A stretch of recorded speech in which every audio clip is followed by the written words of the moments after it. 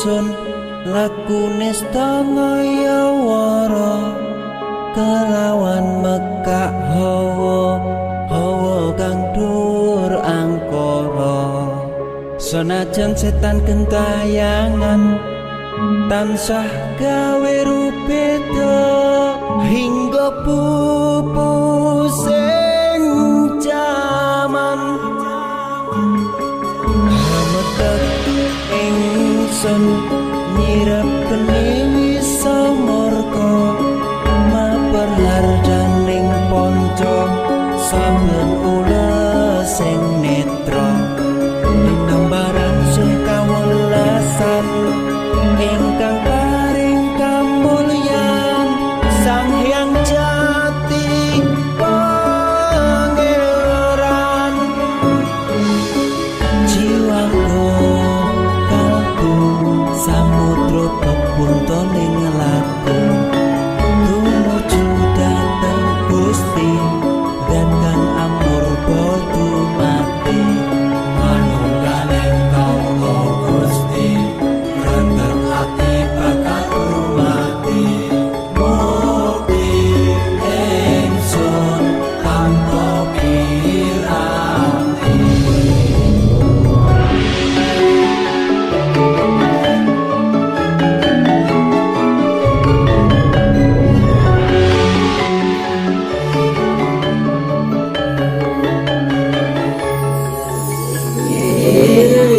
biar insukmu madu sarining perwita maneka warna prada bangun brojo sampurna sangkala tiga mungsa ana bentuk nyata sirna yang sing rasa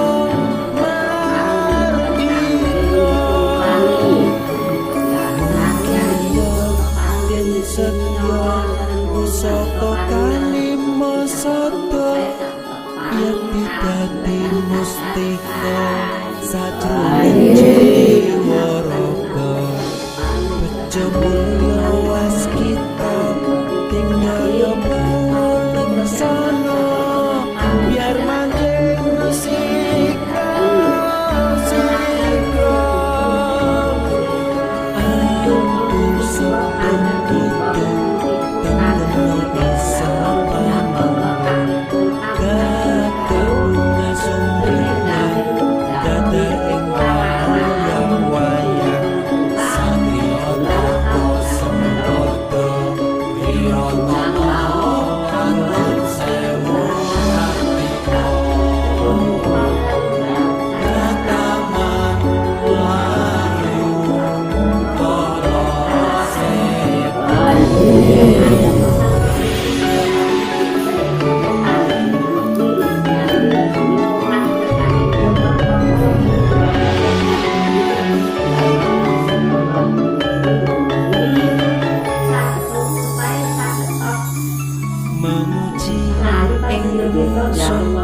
kanthi suwitane nuwung